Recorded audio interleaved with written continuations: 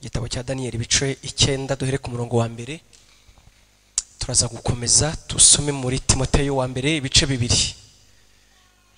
Umuhanuzi Daniyeli ibice 9 umurongo wa mbere, hanyuma turakomeza tunasome muri Timoteyo igitabo cya mbere cya rwandiko rwa mbere Paul yandikiye Timoteyo igice cya 2 uhereye ku murongo wa mbere. Reka dusome. Umutwe w'amagambo uravuga ngo Daniyeli yatura ibyaha by'ubwoko bwabo.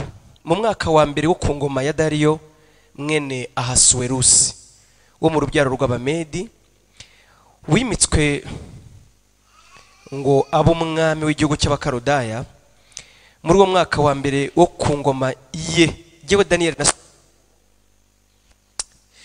Daniyeli nasomye ibitabo binsobanurira umubare w'imyaka i Yerusalemu hazamara hashenywe ko ari imyaka 70. Byavuzwe n'ijambo ry'Uwiteka mu kanwa k'umuhanuzi Yeremiya. Mpanga amaso umwami Imana yanjye, mushakisha gusenga no kwinginga niyiriza ubusa. Nambara ibigunira nisiga ivu. Senga Uwiteka Imana yanjye nyaturira nti, Nyagasani Imana nkuru y'igitinyiro, ikomeza gusohoza isezerano no kugirira ibamba bayikunda, bakitondera amategeko yayo. Twaracumuye, tubibyigenge, twakoze nabi, twaragomye, turateshuka, tuva mu mategeko n'amateka yawe. Nitwumviye abagaragu bawe b'abahanuzi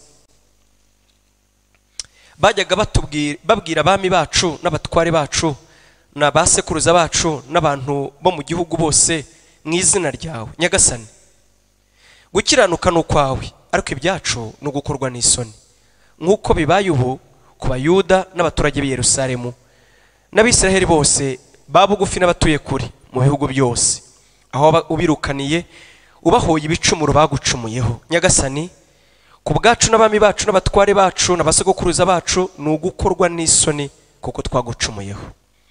Umwami Imana yacu niyo ifite imbabazi n'ibambe, nubwo twayigomeye. Nitwumvire Uwiteka Imana yacu ngo tugendere mu mategeko yayo yadushyize imbere, avuzwe n'abagaragu bayo b'abahanuzi. Ni koko Abisiraheli bose baciye mu mategeko yawe, bariyobagiza kugira ngo batakumvira. Nicyo cyatumye dusandazwaho umuvumo n'indahiro byari byaranditswe mu mategeko ya Mose umugaragu w'Imana, kuko twagucumuyeho. Reka ndekera aha ngaha. Isengesho rirakomeza kugeza ku murongo wa 19, hanyuma turaza kurivugaho. Reka turekera aho ngaho. Dusome muri Timoteyo, rwandiko rwa mbere rwa Timoteyo ibice ni 2. Rwandiko rwa mbere rwa Timoteyo ibice 2 duhere ku murongo wa mbere.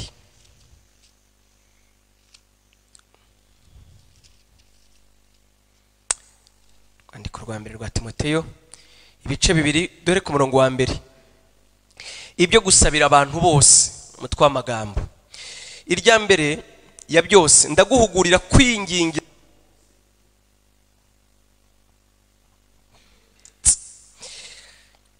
irya mbere ya byose ndaguhugurira kwingingira abantu bose no kubasengera no kubasabira no kubashimira, ariko cyane cyane abami n'abatware bose.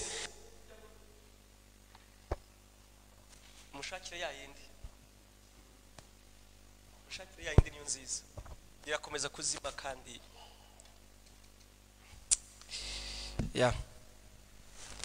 ariko cyane cyane abami n'abatware bose, kugira ngo duhore mu mahoro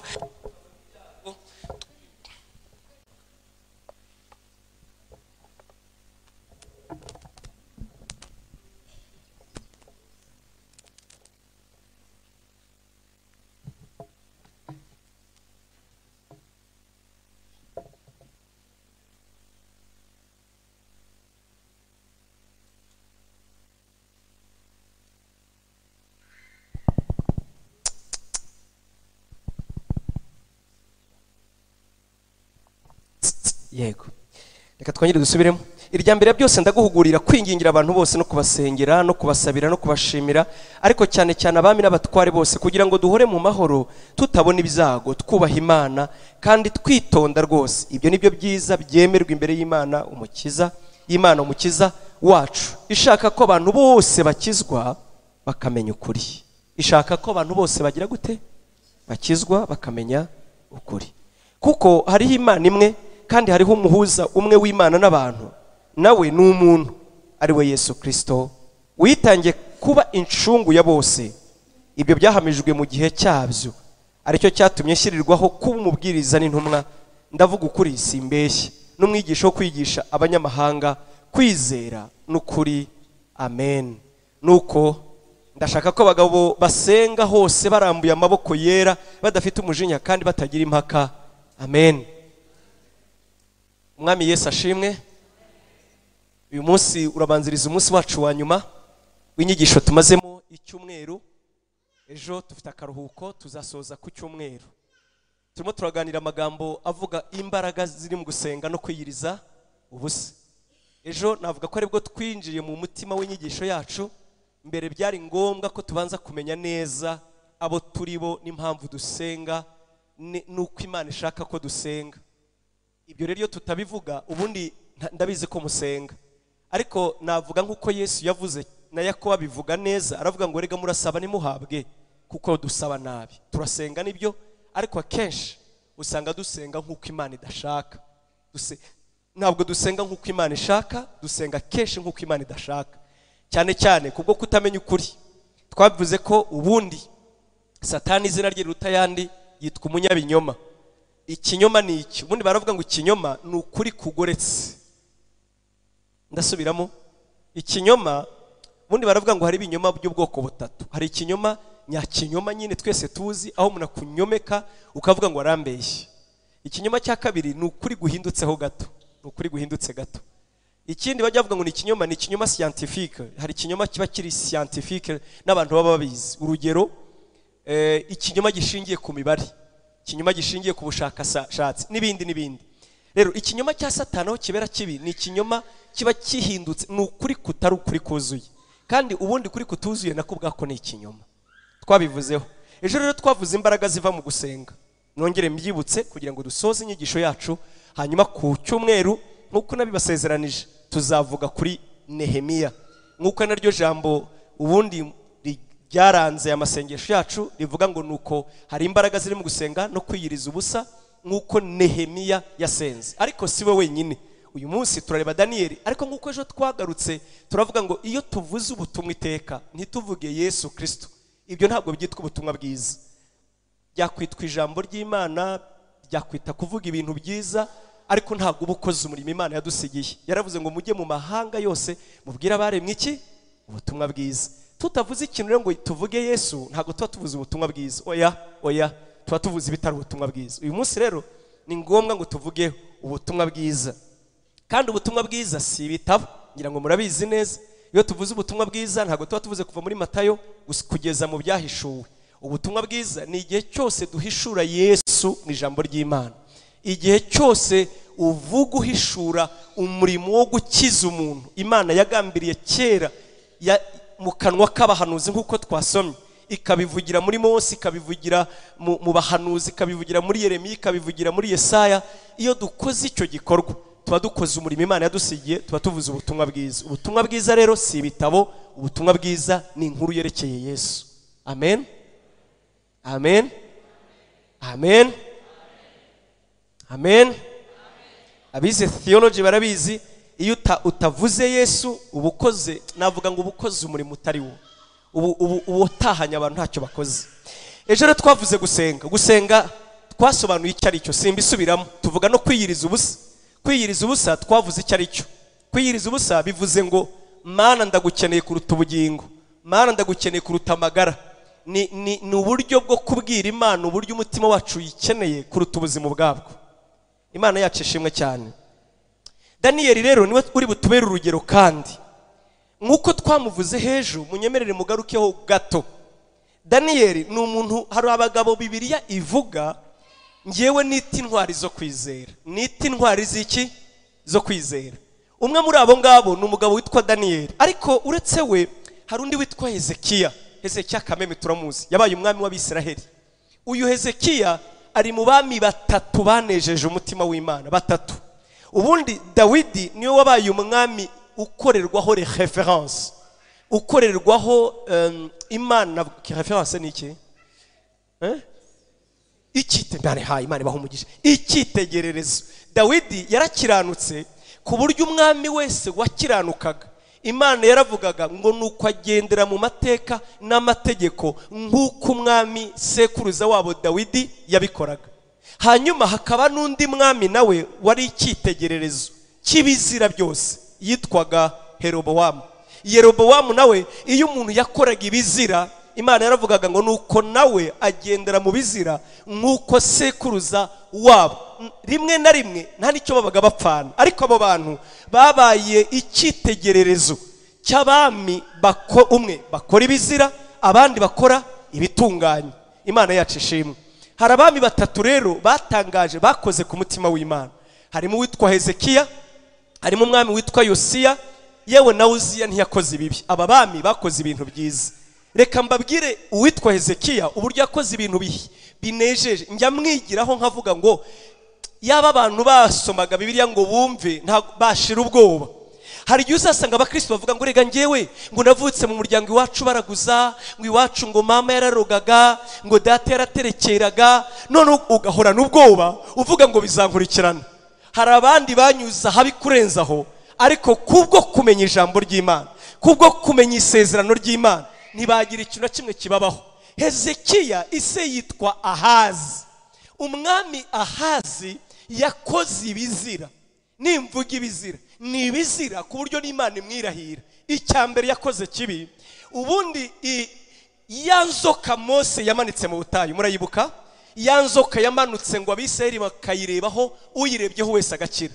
Abisirayeli burya babwiye Mose, baramubwira ati reka twemerere iyi nzoka tuyitware, noneho tuyihindura amateka, tujye twereka abana bacu ngo turi mu butayu twagomeye Imana, twacumuye kuwiteka, hanyuma tumucumuyeho aduteza inzoka ziraturya.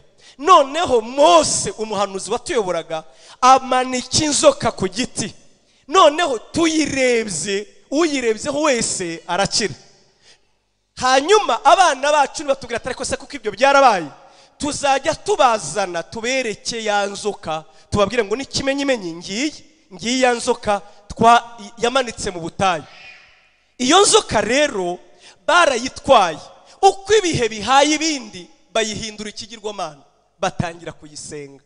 Mu rurimi rwabo bayitaga Nehushitani. Ubu ngubu ndabizi neza hari abantu bavuga ati ariko ibisenga bivana, kandi biri muri Bibiliya yawe. Ndabizi neza biri muri Bibiliya yawe, biri mu bami ba mbere 18, bami ba kabiri 18. Usome iyo nkuru nkubwiye. Uyu mwami Ahazi rero yazanye iyi nzoka, ayimanika, ayihindura ikigirwamana, bakajya bayipfukama imbere bakayisenga. Umuntu yahura n'ikibazo akajya gusenga Nehushitani. Nehushitani ihinduka ikigirwamana. Icyo ni icyambere yakoze. Icya kabiri, ngo yatangiye kubaka utununga, ngo afata abana be abanyuza mu muriro.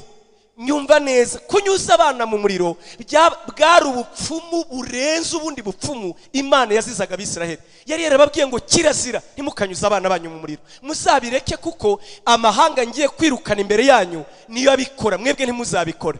Uyu rero witwa Hezekiya nawe ubwe yanyujijwe mu muriro.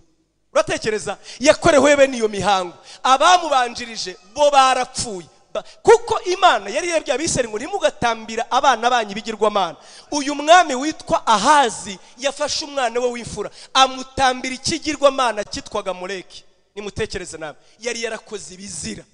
Uyu rero witwa Hezekiya yakuriye muri ayo maraso, yakuriye muri iyo migenzo, yakuriye muri iyo mico, yakuze atekereza atyo. Ngo ariko amaze gukura ngo asimbure se, ngo umutima we uwo makatana n'Uwiteka, aravuga ngo njyewe sinzayoboka ibigirwamana, sinzayoboka izindi mana.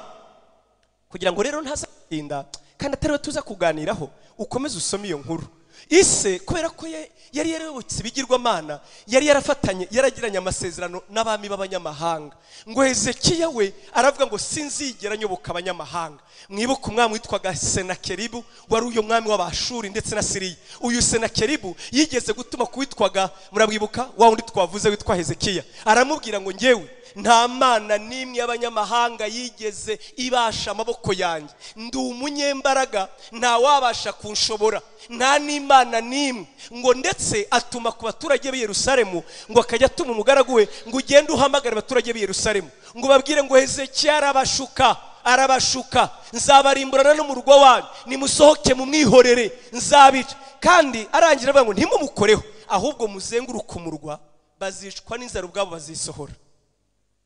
Ngo Hezekiya yarabizi ko nta mbaraga afite, ngo uretse kwiringira Uwiteka Imana ye, ngo yambara ibigunira, ngo ajya mu rusengero, ngo abwire Uwiteka ati njyewe ntuntabare, ndabizi neza, atariko ni wumva amagambo ya Senakeribu, wumviriza uburyo kugeranya n'izindi mana.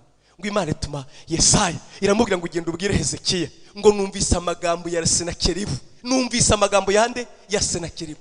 Ati Senakeribu ntabwo napfurupfu rusanzwe, uzamenye ko ntari Uwiteka. Senakeribu aziyicirwa n'abana be. Senakeribu nzamusuzuguza, amenye ko njye Uwiteka ntagereranywa n'izindi mana.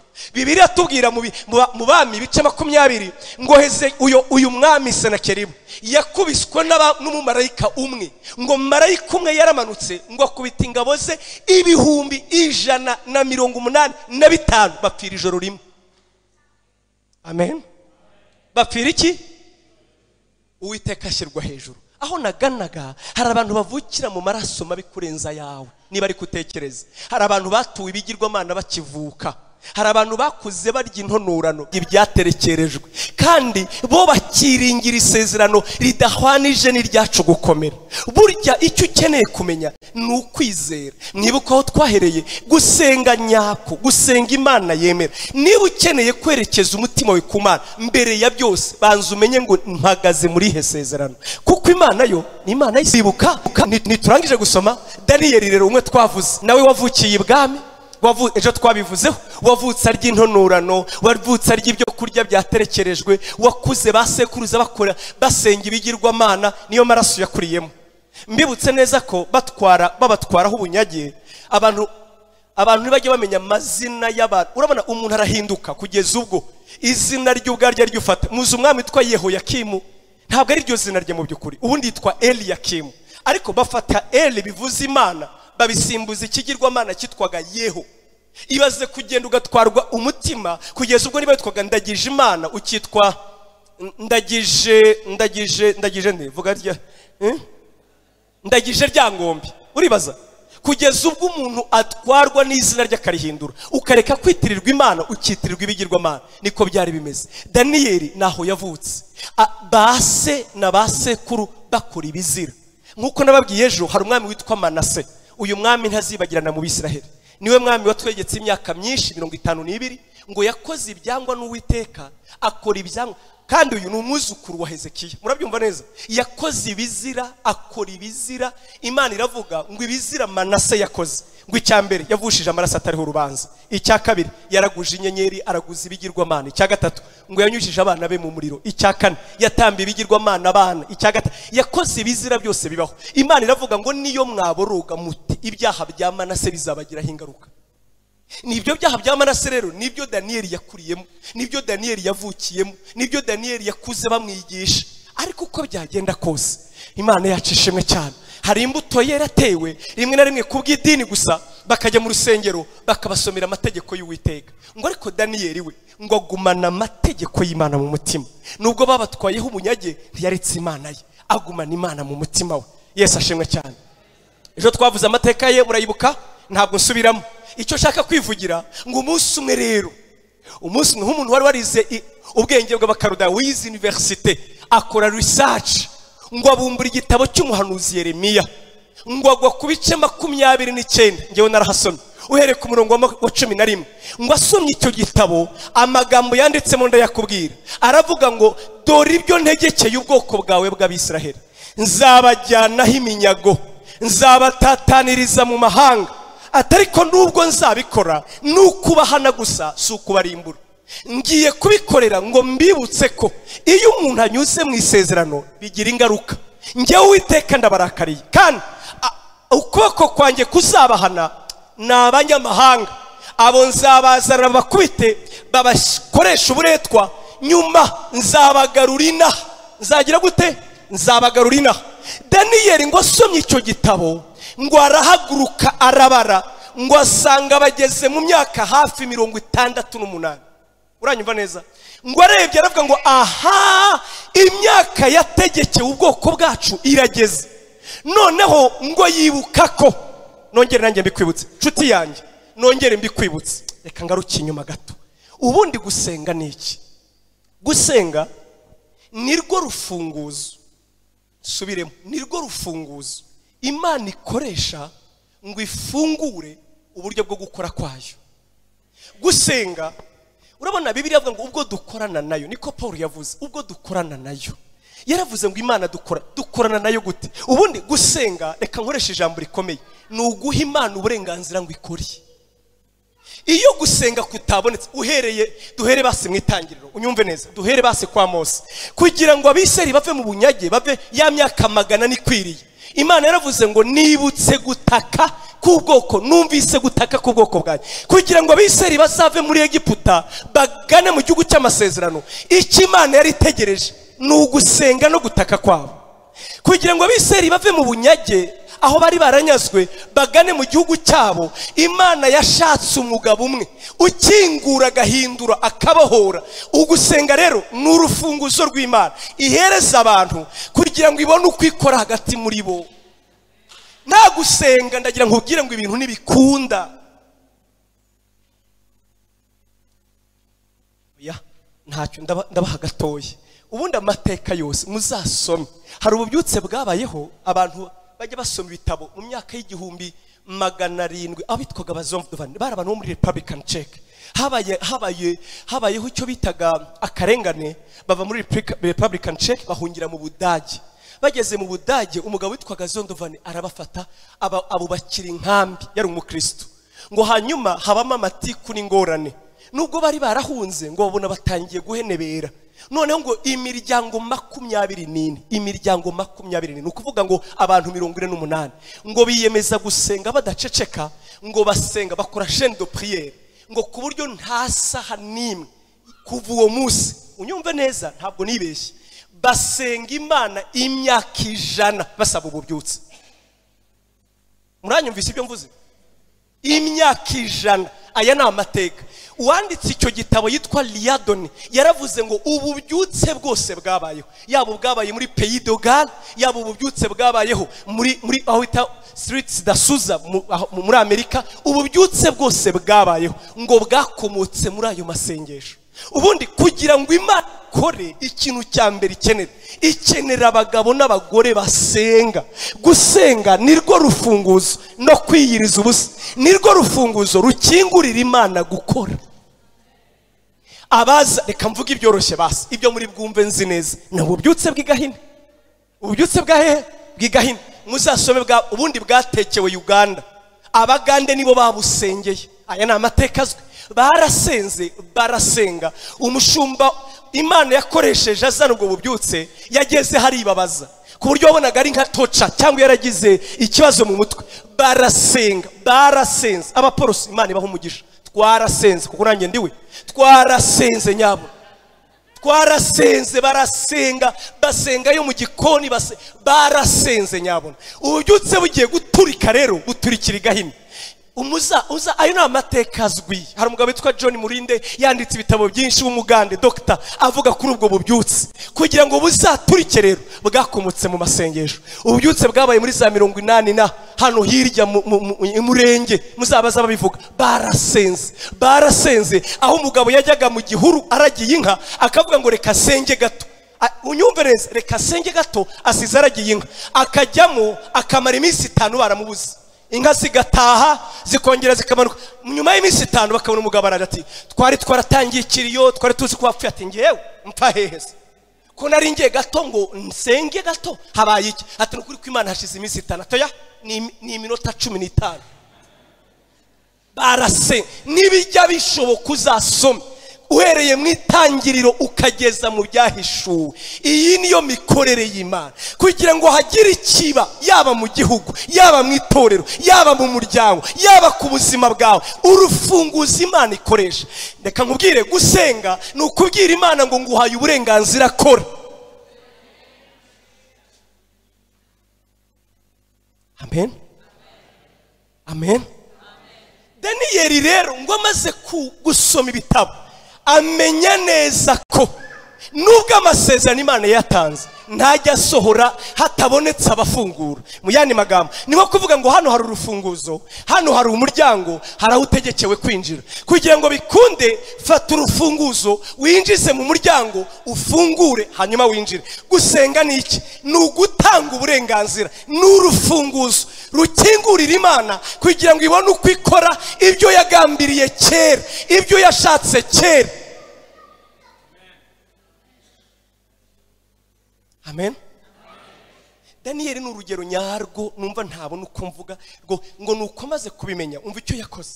Aha rero ndaza tugaruke kuri Yesu, umva icyo yakoze. Ngo icyambere yibutse isezerano. Yaravuze ngo niko atangira asenga musome. Aravuga ngo Uwiteka Mana yibuke isezerano. Imana ni Imana y'isezerano. Ndabizi neza imisengere yanjye yose iraza kubanza gushingira kuki? Ku isezerano. Ni wowe wibuka isezerano ryawe. Twebwe n'abasogokuruza bacu twagucumuyeho bishingiye kuki? Twishe isezerano ryawe, twanze kugendera mu mateka n'amategeko y'isezerano ryawe, bityo natwe turakarira. Dore ingaruka byaduteye, twatataniye mu mahanga. Twebwe turiho igisuzuguriro. Kuvuga ngo turakwitirirwa nta wabyemera. Wowe uri Imana y'icyubahiro, ariko dore twebwe twuziye igisuzuguriro. Akongera akagaruka, uri Imana y'isezerano. Iyo rero usenze Imana y'isezerano nibwo Imana yumva. Ntabwo Imana yumva ibyo uvuga. Imana, nongere nsubiremo, ikinyarwanda cyo gifite agaciro. Ntabwo kwiyiriza ubusa ubwabyo bifite agaciro. Ntabwo amasengesho menshi afite agaciro. Amasengesho nyayo, kuko nababwiye Imana ntiyumva gusenga nyabona. Imana isohoza ijambo ryayo.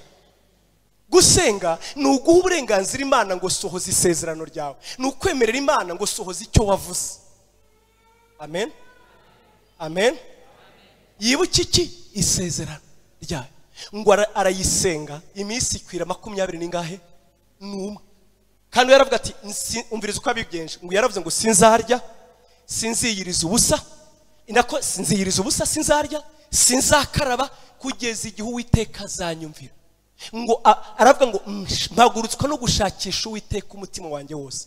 Kubera iki? Kuko mvuga ngo ndabizi neza igihe cyawe gishingiyeho isezerano cyageze. Icya kabiri, wategekeye mu kanwa ka Mose yuko utazabura kutugirira imbabazi. Nubwo twagucumuraho ntuzabura kutugirira imbabazi. Ngo ibyo ubwabyo niho hari imbaraga zo gusenga kwa Daniyeli.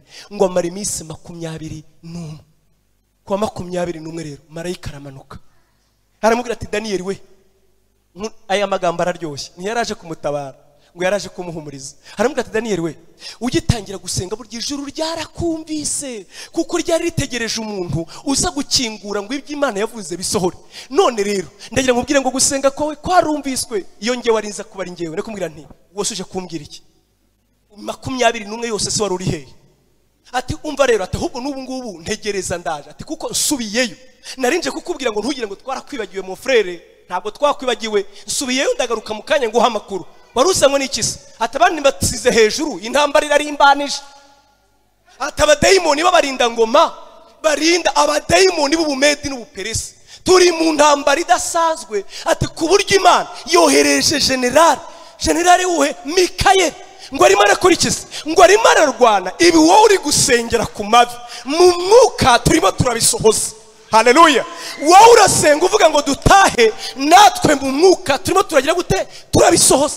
Mbega muribuka Yesuwa ubwo yatwaraga bise, Imana imubwira ngo haguruka mukora amahamba mwambuke mu bice 5. Dore ngiye mbagabije igihugu. Yosuwa yari umujenerali uzi kurwana, yambaye inkota. Ngo agiye kubona ngo abone umugabo muremure uri aho ngaho, ngo aramwegera nk'intwara ati wowe ukura aha ngaho uje gutata ngewe uri uwo mu bandi, uri uwo mu bacu cyangwa? Nibaza ko yarayifasha ati ndakwereka. Undi aramubwira ati sindi uwo mu banyu, sindi uwo mu banzi, ngewe njubu nonaha kubera umugaba w'ingabo, ingabo z'Uwiteka. Mu yandi magambo, ntabwo ari mwebwe mu rwana, mwebwe ni mu mubiri, twe turwana mu mwuka. Njubu nonaha ngo ndwanire ingabo z'Uwiteka. Nicyo rero Mikayeli yamubwiraga. Mwijuru byacitse, mu kirere wangaje intambara. Daniyeli wewe wapfuye, wari uzi ngo nugupfukama gusa, naho twebwe n'ubu ngubu singumaha. Nabaye bagenzi banjye, ndanyarutse, intambara irarimbanije, ndagaruka kugaruka mu kanya. Narinje kukubwira ngo komera, gusenga kwawe kwarumviswe, ijuru ryakwitayeho kandi humura bigiye gusohora. Si nibyo gusa, ndakuzanira amakuru. Ndakuzanira iki? Umva rero amakuru yamuzaniye. Ibi byo ni eschatology, ni eschatology cyangwa se ni ibihe by'imperuka. Ubundi iyo mbajije ngo ni hehe wumvira neza ibihe by'imperuka, Daniyeli Imana yabimubwiye mu buryo bworoshye ngo iby'ibyumweru 70 bitegekeye bwoko bwawe. Imusobanura uhereye ngo kugiye Yerusalemu hazasanirwa ngo kugeza kuri Mesiya. Arangije ngo asimbuka mu icyumweru kimwe, icyo bita igihe cy'ubuntu, ngo amubwira iki cyumweru cyanyuma. Yamubwiye ibyumweru 69, amubwira icyumweru kimwe, arasimbuka ibitabarwa ngo amubwira iki cyumweru cyanyuma, ngo ari cyo cyumweru abera baratamu. Nzayibabwira ubutaha nshuti zanyu, ntabwo ari uyu munsi. Aramubwira ati rero ndakubwira buri kimwe. Wibuke neza, ni umurimo w'abanyantege nke, ni umurimo w'abicisha bugufi, ni umurimo w'abo bakwita ngo bare babuze icyo bakora. Mu gihe yapfukamaga ikasikasi n'ikusi, abazimu n'abadayimoni, abategeka ibintu mu ijuru byarahungabanye. Actually gusenga ni ukwangaje abamarayika mu ntambara. Iyo utangiye gusenga uba uteranije isi y'umwijima n'iy'umwuka. Iyo utangiye gusenga wowe utabizi, wowe uvuga ngo mwami Imana. Ora hari abantu basenga ukajya uvuga ati nyagasani Imana yanjye. Hari umuntu rero ukabona n'umugabo ariko isengesho ry'ukumva rimeze nk'iry'umwana muto wiga kugenda. Mwe ntimurabumva? Agasenga isengesho kumva agasengesho ke n'agasengesho k'abana. Oya humura, niyo yaba ari wowe. Iyo bivanye mu mutima upfukamye usenga, ijuru rirahungabana. Ijuru rigize gute? Oh, hallelujah. Hallelujah. Hallelujah. Hallelujah. Hallelujah. N'ikimenyimenyi uzarebe iyo wagambiriye gusenga, Satani ari yaranje akazana gahunda. Ibinana bisinyira iyo wagambiriye gusenga no kwiyiriza ubusa, gahunda ziraboneka. Afazari yakuzanira amafaranga, kandi uzi ko iyo ukozeho byanga yakwemera amafaranga agafunguka ariko ntusenge. Seko bimeze? Hari n'abatangira gutekereza gusenga ibyaha akaba aribwo biza. Noneho rero batazi neza uko akora bakavuga ngo ubuse ngo nabanduhira iki, ngo ni hahandi, ni ha ugore ngo urayihimye. Oya, kumba warakubashije arakurangije. Gusenga nirwo rufunguzo rukingura iby'Imana yagusezeranije, iby'Imana yasezeranije igihugu, iby'Imana yasezeranije itorero, iby'Imana yasezeranye. Gusa ikibabaje gusenga, reka nkubwire inyungu ya mbere yo gusenga. Nkubwire inyungu ya mbere y'iki yo gusenga.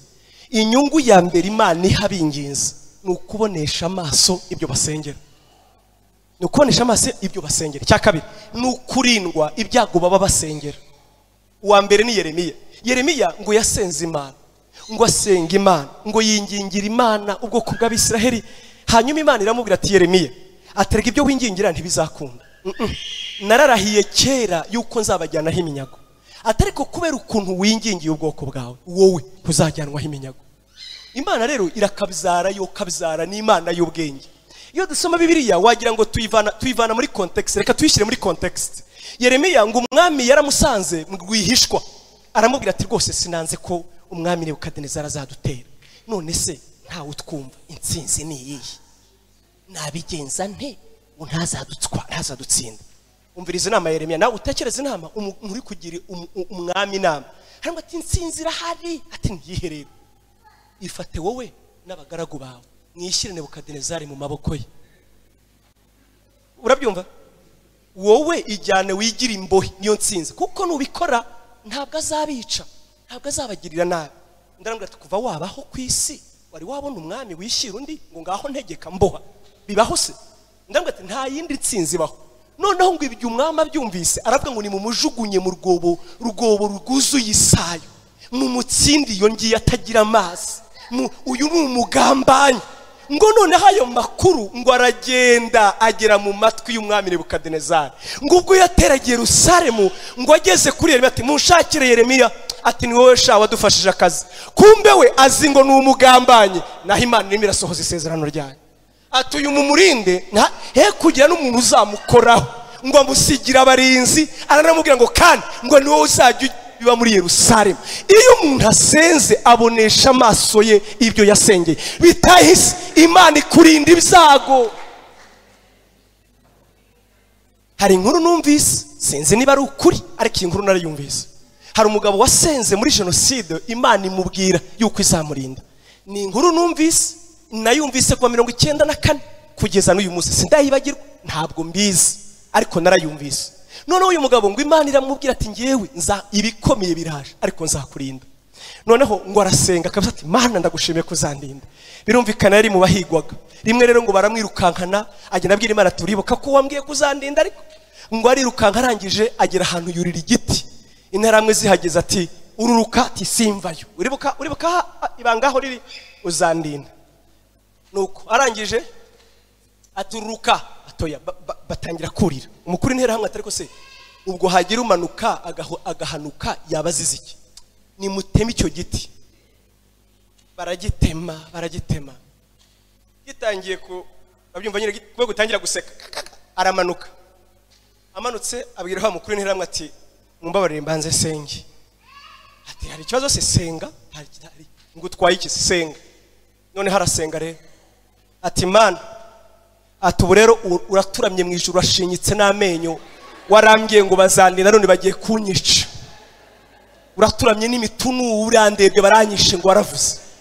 Uko musetse niko umukuru interahamwe yasetse ngo araseka. None ukagira ngo reba rero ngo mu ijuru Imana ituramye ngo itunuye amazi, bakongera bagaseka. Atego nkaho tukwisha wajya he ngo baraseka. None umukuru interahamwe aravuga ati yawe iki mukihorere kabisa, ngo abandi babaraje ati zanka baraziriye, ngo bava aho birukanka bamusiga aho ngaho. Imana biramukijije. Ati ngewe nakijijwe n'ibitutsi natutse Imana. Uraturamye mu ijuru rero urandeba n'imitunu gusa kandi baranyishe. Katsi urabyumva nawe umuntu warakaye. Ndagiye ari kurimbwa gusa. Imana atoya ni mumure ati uyu wararenze. Urumva? Imana bigize gute? Mwese muzi Meshaki, nuko tuvuga intwari z'ahandi. Tuzi Meshaki w'Icyangugu wahanuye ko president agiye gupfa bakamufata bakamufunga. Muzabaza ubuhamya bwe. Nabwumvise muri 95 nari umwana muto narabuteza amatwi. Uyu mugabo muzi ko yakize yabaye inkirira hato. Iyi Imana iyo wasenze, iyo wingi yibizago, iyo wowe ubwawe witanze ukarwana n'imyuka niyo bizawe, ijuru irakurinda.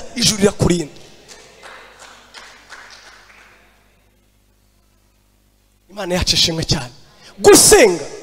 Gusenga n'urukingo n'ukwikingira, ni assurance y'ibihe bizaza. Gusenga no kwiyiriza ubusa nukugira Imana ngo bya bindi wingingira burya ububwiye ijuru nguri yawe mumureba amaso, mumurebesha amaso. Amen. Reka nkubwire, nabonye ikintu kimwe mu buzima Imana yo mu ijuru igibika. Reka nabibira ni kwivuga amasengesho ntabora ngo ahubwo imbere y'Imana hari ibitereko 7 by'amatabaza. Muzi kibamo ngo habamo parfum ihumura neza niyitamye ijuru, ngo iyo parfum nta kindi kibamo na amasengesho yabera. Dawidi yaravuze muri Zaburi ya 56:9 iravuga ngo Imana yacu ngo amarira yacu ngo ntabwo ajya gwa hasi ubusa, ngo ahubwo yashyira mu icupa ryayo, ngo ndetse yayanditse mu gitabo cyayo. Ayo wowe wibagiwe yo ntiyayibagiwe. Amen. Gusenga ni ikintu Imana itajya yibagirwa na busa. Gusenga no kwiyiriza ubusa n'impumuro mu ijuru baba bategereje gusa kusenga, kuko n'impumuro ihumurira neza Imana. Ariko wibuke ntidusenga nkuko dushaka, bishingira ku isezerano. Amen.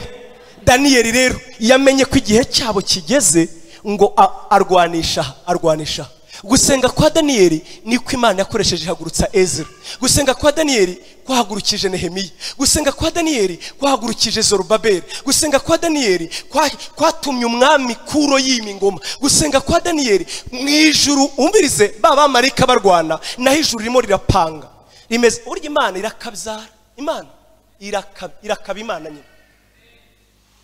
Imana nijya iyo mu bintu ubunize gukora ntugacira Imana inzira z'Imana zirihagije.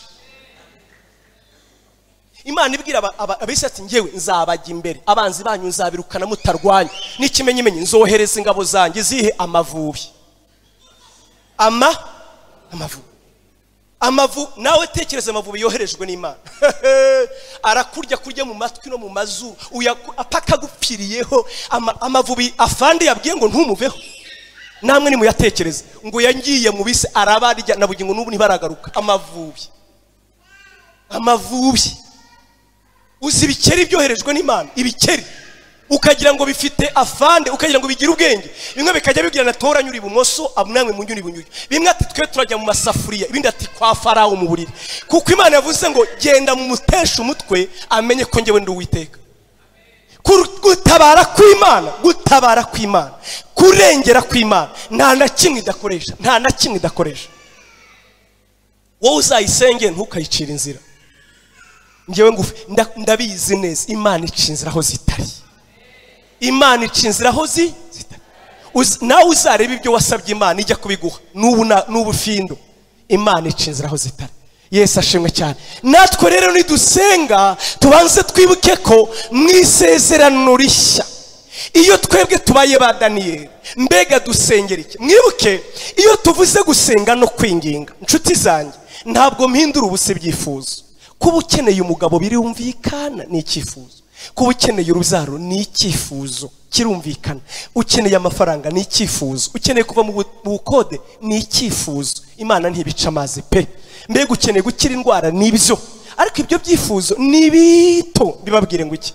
Ibyo ntabwo ari byo kwiyiririza ubusa no gusenga. Oya, Paulo rero yandikira Timoteyo aramubwira ngo mwana wanjye, ubundi uru rwandiko rwa abize theology, murabizi ko urwandiko rwa Timoteyo barwita urwandiko rw'abapastori, n'urwandiko rw'abapasteur. Mu yandi magambo, uru rwandiko rwandikiwe umushumba, dore uko ukwiye kugenza itorero. Paulo yandikiye Timoteyo yamusize aho yari yamusize, aramubwira ngo nkwandikiye uru rwandiko kugira ngo umenye uko ukwiye kugenza itorero ry'Imana. Nubwo naba ntinze ntuzasobwe ngo unanirwe kumenya uko ugenza itorero. Amubwira uko agenza abakobwa, amubwira uko agenza abahungu, amubwira uko agenza abagabo, amubwira uko agenza itorero, amubwira uko hana bacumuye, amubwira everything, nk'uko umuntu ababwira umushumba ngo dore uko uyobora itorero. Rero yashizemo na parti yitwa gusenga no kwinginga. Aramubwira ngo irya mbere Timoteyo, ndaguhugurira kwingingira abantu bose, ariko cyane cyane abami n'abategeka, kugira ngo bigende guse, kugira ngo twebwe tube mu mahoro, tubone uko tuvuga ubutumwa, tubone uko dusenga, tubone ko uyu murimo ugenda mbere. Wingingira mbere ya byose abantu bose, ariko cyane cyane witse ku bategeka n'abatware. Si nibyo gusa, ayo mahoro si ukugira ngo tubyare, si ukugira ngo duheke, si ukugira ngo ducuruze, si ukugira ngo tujye Dubai, no, ngo ahubwo ni ukugira ngo tuvuge ubutumwa, kuko Imana ishaka ko abantu bose bakizwa barangiza bakamenya ukuri. Ntabwo nyumvise. Umva nkubwire, dore Timoteyo pastor we niwigisha itorero ukabigisha gusenga, dore icyo bakwiye gusengera, dore icyo bakwiye gushyira ku mutima, dore icyo bakwiye kubabazwa nacyo, dore igikwiye kubafatisha 40 jours kandi ntibarambirwe. Nuko icyambere bingingira abantu bose ngo bigende guse, cyane cyane badutegeka ngo boroshye. Mu yandi magambo, iyi ni resume, ni nko kumubwira intangamarara. Niba rero tugiye gusenga ngo dusengere abategetsi, nawe urabyumva neza, gukubita hasi imyuka irwanya Imana, gukubita hasi imyuka ipinga kumenya Imana, gusengera abayobozi bakizwa, gusengera badutegeka, kubasabira amahoro. Bavandimwe, ndagira nkubwire, uzi kwinginga no gusenga, ndaguhugurira Timoteyo we, dore uko ukwiye kubwira itorero, ni musenge rwose, musengera abantu, ariko cyane cyane abadutegeka ngo bamenye, barekere Imana gukora. Imana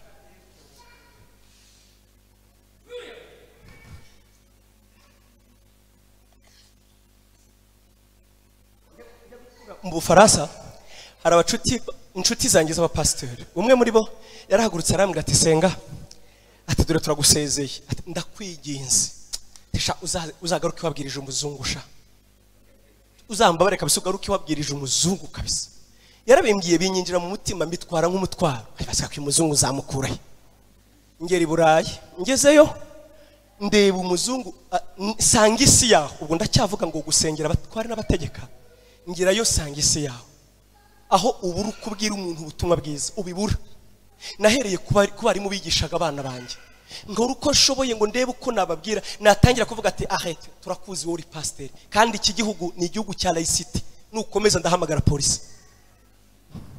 Njya mu muhanda sinzi umuntu navuganye nawe gusa mubaza ntiwandangira metro byo kwijijisha ngo mubwire Yesu, ntangiye kumubwira ati monsieur est-ce que tu as uba hano, iki ni igihugu cya laïcité, ni wongera ndahamagara polisi.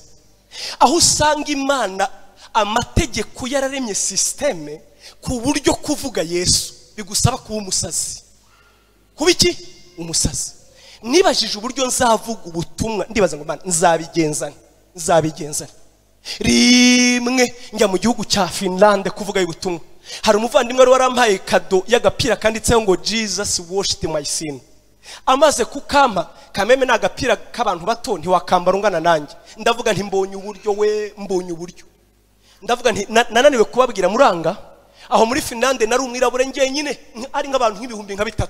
Nambara kagapira ngo Jesus washed my sin. Ngajya ngenda abazungu barandeba kwe, bamwe bakimyoza abandi bakazunguza imitwe.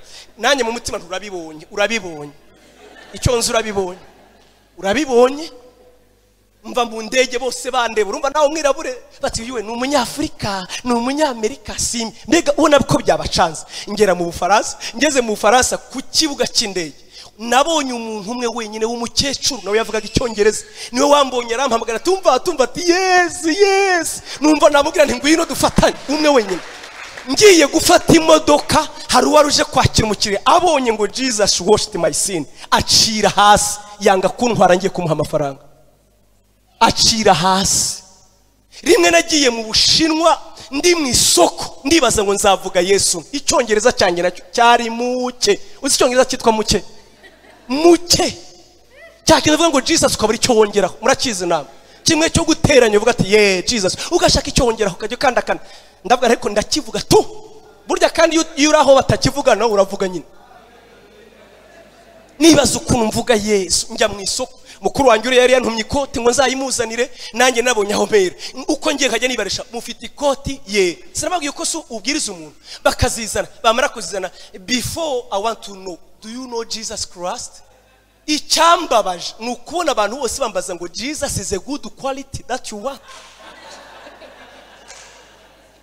C'est dommage, turimo turaseka ariko c'est dommage. Ni mwibaze ubaza umuntu ngo Yesu uramuzi, ati Yesu ni karite y'umwenda ushaka rwose, mbwira iyo ushaka ndayikonera muri iri soko. Uretse umuntu umwe wenyine nabwiye ngo do you know Jesus, ndakubwiza ukuri nahetuye isoko. Mbona umugore ati Jesus, ati ndamufite. Umva rero, umva wamubonye, ati Yesu ndamufite, reka mukuzanire. Ndavuga nti reka munzanire rero, nanjye ndakanwa ntiyamushize he. Agiye kuzana mbona agiye hahandi babika amafaranga, murabona babantu bacuruza, akuraho arangiza asokora y'agatabo, arambwira ngo this is a Jesus that you want. Kumbe ni umugabo sinzi bagirwa izina rye, ni umunyamerika yitwaga Abraham, yanditse agatabo kavuga kuri Yesu akandika mu Gishinwa, uwo kamugira mu maboko, ntiyigeze akitaho, yarazi ngo Yesu ni uwo mugabo witwa Abraham. Ndambwira ni no, this is not Jesus. Ngerageza kumubwira, byumva nawe cyongereza, nkanda mu mano mbona kizamutse, mpfa kumubwira, sinzi ibyo namubwiye ibyo ari byo, simbizi niba yarabyumvise, ariko mpfa kumubwira nyine. Ndavuga ntiye ndabani mu baturage, twaraga mu hoteli nziza pe, njya ahantu twicaranye, mpura n'umugabo duhuza urugwiro, ndamubwira nti do you know Jesus? Ati wahehe? Atatuye hano se? Ati yose nasiri Shinwa. Yari umujene, twahuje urugwiro, ati ntago ari umushinwa, ati oya n'undi si umushinwa. Ati none se Yesu ati umushaka hiki? Ngerageza kumusobanurira, mubwiye ko ari Imana, ati yo ticeceka, ati do yewe nizera Buddha, abakuyemo uruntu, aranyereka ati do nizera Buddha. Kugira ngo wumve ko ibyo bintu bibabaje umutima w'Imana, abo bose Yesu yabaviriye amaraso. Ayo ni amaronko y'Imana. Abo ni nkawe ni nkanjye. Abo ni abantu Imana ihangayitse yibaza ngo bazabona ubuzima bw'iteka. Umva bakori ku mutima w'Imana rero, abasenga. Murabyibuka ba Daniyeli b'iki gihe, nabingingira abantu bose, nabatakambira bategeka ibihugu. Mana kora ku mitima yabo, kingura ubugingo bwabo, reka ubutumwa bwiza bwemerwa, reka abafarasi kumenye, reka abayuda bakumenye, reka bazimiye bakumenye, reka izina ryawe rimenyekane, reka amaraso ya Yesu yizerwe, reka umwami Yesu amenyekane. Data wera kingura, reka izina ryawe rimenyekane, reka abantu bakubahe, reka Yesu yubahwe, reka Yesu yizerwe. Bene abo ngabo bene uko gusenga gukora ku mutima w'Imana. Malheureusement ikibabaje ntabwo mfite byifuzo metre, ariko wama nka byifuzo metre ngo dupime buri wese hano, ngo dupime byifuzo metre hano. Kandi ndabizi neza erega ni bimwe byifuzo byo mu isi, ni amafaranga, ni amazu, ni abagabo, ni amadeni. Hari ibindi usugira ngo nta gishya mu isi y'ijuru. Ni abuzukuru ko watangiye gukura, mpera abana abagabo, bampera urugo rwiza, mana nkize ukode, ngira igishya kiri muri ibyo, ngira. Abo twasbanye nabahaye definition yo gukira. Gukira mu icyo ari cyo. Ubundi gukira ni ikintu kimwe, ni uguhindurirwa ibyo wifuza. Point c'est tout. Wifuzaga rimwe rimwe ngo ya moto, iyo ukize wiganyira ya essence. Wakira cyane ukavuga ati none ngomba gutega indege. Wakira cyane ukajya muri business class. Wakira cyane ukavuga ati se ngewe nkiziki ko bandi batega jet. Wakira cyane ukimu Kinyamirambo ukaza hehe? Ukaza hano Kibagabaga. Wahagera ukavuga ati yo baragowe we. Ibishingo ni 10,000. Inyamirambo twishyuraga icyatanu. Ibyifuzo ukabihindura nyine ayibishingwa akiyongera akava ku cyatanu akajya kuri menshi. Nta gishya munsi y'ijuru, nta cyifuzo ufite cyakanga umutima w'Imana. Hari ikintu kimwe Imana ibabaye kimwe, ni mwingingira abantu bose. Kwingingira iki? Abantu bose, cyane cyane abatware n'abategeka, kugira ngo boroshye, kugira ngo bagire gute? Boroshye. Ubutumwa bwiza bugere muri Iran, ubutumwa bwiza bugere muri Syria, ubutumwa bwiza bugere muri Qatar, ubutumwa bugere muri babantu batumva Imana. Ubutumwa bwiza. Aho abana banjye biga sinakwambara uwo mupira ngo bazampa abana. Nambaye bene uwo mupira ntisinagarukayo. Bavuga ngo n'ikindi gihe ntuzagaruka. Iri shuri nta dini rigenderwaho. Cyakora wambaye Nike nta kibazo, wambaye Reebok nta kibazo, wambaye mythologie grecque nta kibazo. Ariko kuvuga Yesu bibarakaza nkaho batutsi.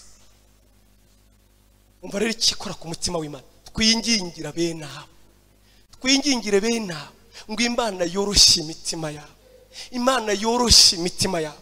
Ubutumwa bwiza bwa Kristo bukinguka, kuko ubushake bw'Imana, icyo Imana ishaka nuko abantu bose bakizwa, barangiza bakamenya ukuri ngo yuko Imana ari imwe n'umuhuza ayo Yesu Kristo. Niba ibyo bitamenyekanye rero gusenga kwacu ni ntacyo kumaze. Ni nkuko umugaragu w'Imana Daniel yasengaga atavuga ngo we nta promotion yashakaga se. Mwibuke Dariyo amaze kuba umwami, Daniel yavuye ku ngoma. Sinzi niba mwari mubizi. Dariyo atwaye nta mwanya yari afite, kandi ku ngoma ya se Asuwerusi Daniel yari afite umwanya. Dariyo ni wa wundi wamushugunye mu rwobo murabyibuka rw'intare. Nta mwanya w'igitangaza yari afite. Ariko mu by'ukuri igihe kigeze arasenga, atabwira Imana ngo promotion, atabwira Imana ngo nzamura, Mana nyibuka. Muzarebe Bibiliya ntitubwira umugore wa Daniel, ntitubwira ko yagiraga umugore. Ibaze nawe kwandika ntibavuze abana be, ntituzi niba yararongoye, ntituzi niba yari incike. Bibiliya nta kivuga kuri ibyo, ivuga gusa umuntu wakoze ku mutima w'Imana. Ku buryo Daniel muri Ezekiel 14 bamushyira mu bantu batatu ngo bahinduza gahunda z'Imana. 14 Imana yaravuze ngo nubwo Daniel na Noah bampagarara imbere, Daniel na Henoki ngo bampagarara imbere mu ndebere 14, ntabwo nibeshye, Ezekiel 14, ngo niyo Daniel yampagarara imbere bakavuga n'abandi ngo ndabarahiye yuko ngiyewe ibyo nagambire ntabura kubikora.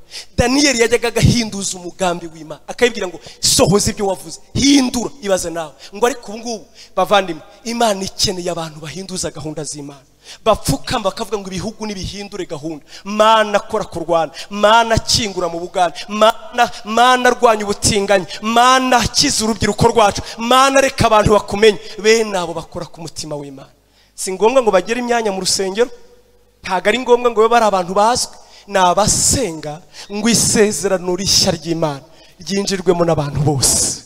Isezerano rishya ry'Imana ryinjijwemo n'abantu bose. Daniel nawe rero yabwiraga Imana ngo tugarure mu isezerano, ni twebwe maronko yawe, ni twebwe bwoko bwawe, ni twebwe wagiranye isezerano nabo.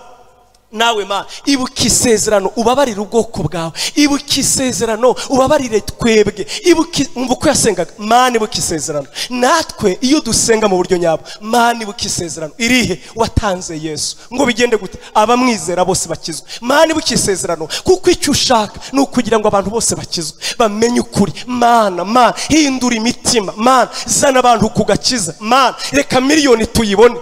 Narababwiye nasenze Yesu ndamubwira ngo mbabarire sinzave mu isi wo kabyarawe, ndakwinginze ndakuzaniye miliyoni imwe basi. Uko ni ku mutima wanjye usaba Mana uzambabarire mve mu isi kuzaniye miliyoni imwe y'abantu. Amen. Ndabisengera ku buryo nifuza ko n'abana banjye babimenya bakabivuga batabyitayeho cyangwa babyitayeho. Ndabisengera nkabivuga no kuri YouTube, nkabivuga icyo nifuza at least 1 million, at least nibura ubugingo miliyoni zamurikira Yesu nibura. Sinzi niba harimo abazungu, sinzi niba abirabura, sinzi niba harimo abakobwa, icyo n'ubugingo miliyoni, yaba abakozi bo mu rugo, yaba maraya, yaba batinganye, yaba abanyedini. Icyo nifuza nukuzana miliyoni kayishyikiriza Yesu. Iryo niryo sengesho ryanjye. Amen.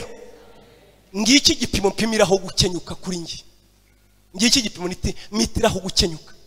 Nintakwiza miliyoni naba nkenyutse, kandi ninyikwiza kuri 99 nzayirya muri aho ngaho mu ndebe 99. Nanone njya mbivuga ngo nikwira kuri 45 kuri nge nzaba mbayeho mu nyongezo.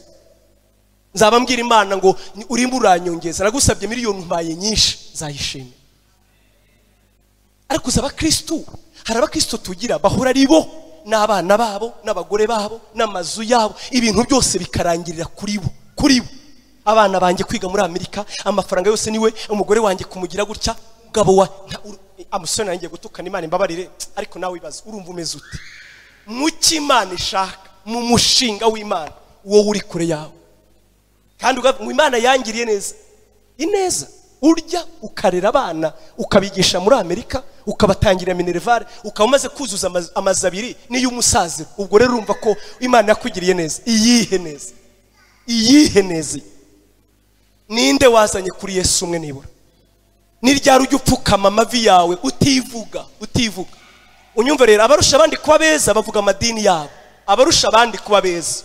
Itorero ryacu rirebe Mana, turebe urebe cathedral. Reka mvuge kuko rero turi, reka nivuge cyangwa ngewe urebe vivante. Actually ntabwo ari Imana dukunda, turikunda twebwe abantu bacu biyongere. Hari ikintu kimwe nzi nzahagarara imbere n'ubu bagira unshinja, nta mukristo ndatwara pe.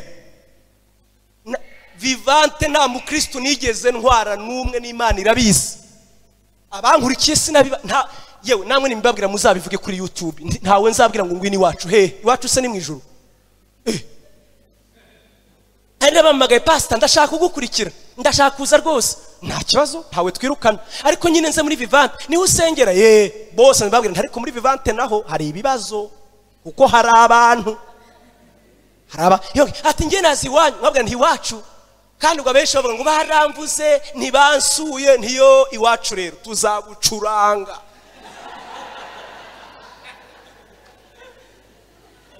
Tuzashiramo melody. Iwacu nta minwa bagira se.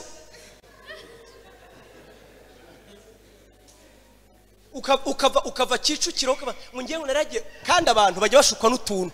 Yamara kubona akazi, yamara kubona udufaranga ngo nta gisengera Kacyiru yazamutse cathedral.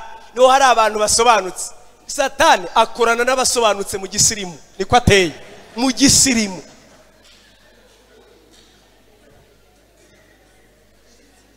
Hari n'abasigaye mu rugo ngubwo yarakiranutse rero ngo ngewe abantu nabavuyeho. We wabaye umumarayika, abantu wabavuyeho.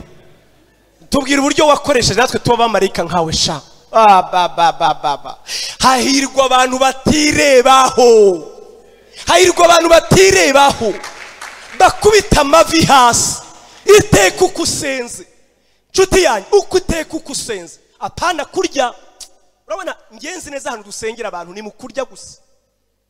Mana turagushimiye ko ifunguro rya none tugeze uriho umugisha. Wibuke rero atabibonye nirya ibyo uzashaka kubyihorera.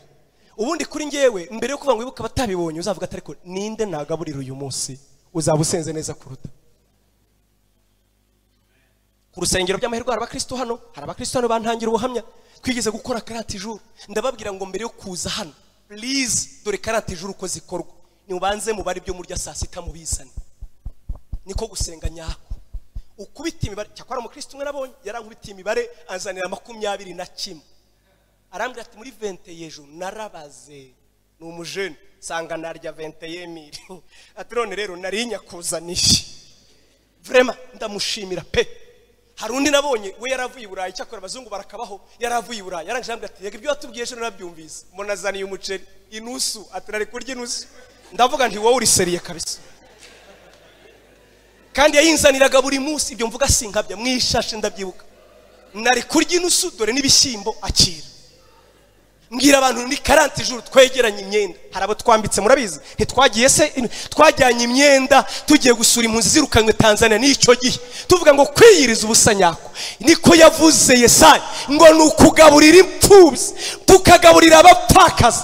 Ngewe njya mbabazwa n'amasengesho yacu. Muzarebe muri iki gisibo abasilamu barabizi nibwo bwa mbere bongera umubare mwinshi mu basilamu, nibwo abasilamu bongera umubare mwinshi. Kubera iki? Bita gusa kubabaye, bafata bya bindi bakariye bakabizanira abakene bakabagaburira, bakavuga ati sindi Imana ibaho niyihuretse Imana igabura. Naho twebwe twirebe nitugeze muri 31 ni bande bari ibyo twakagombye kurya biri hehe? Biri he? Ese undi ko ari wiyirije bijyagiye hehe nyine? Byamahirwe ngiye ku cyumweru nzagenda murantwara ikize ejo undi nzagenda nzagenda. Biri he?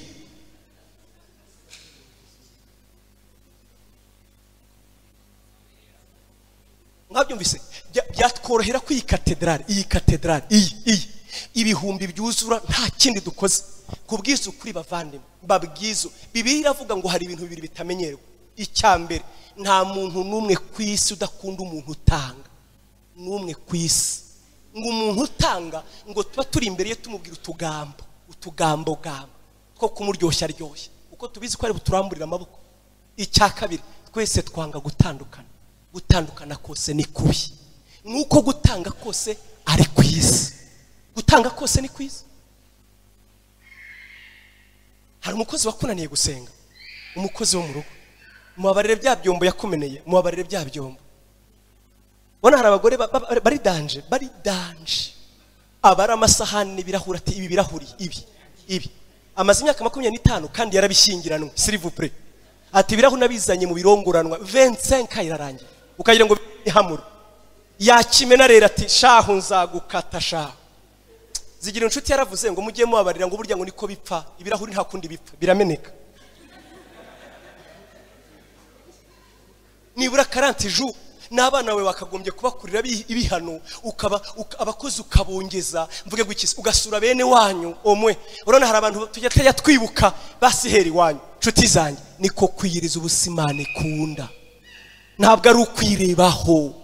Oya nugupfukamisha amavi ugasohoza isezerano ry'Imana ukayibwira ngo watanze Yesu mani uyu muceri nagombaga kurya, mani ibi birungo dore mbihereje abantu babandi bababaye ngo nabo ubibuke nimbabwira ko Yesu abakunda bazabyakira. Dore kwiyiriza ubusanyako ubusimpari ningaruka muri vivante ntituzabireka. Subiyemo ntituzabireka. Niba ari iminsi 3 zana iby'iminsi 3 dufate bakeyita n'abandi tumanuke hahandi hepfo urabona tubashyira ibyo kurya tutabashyiriye amagambo tubabwire ngo twari tuje kubabwira ngo turabakunda tubasigira agafiritisha.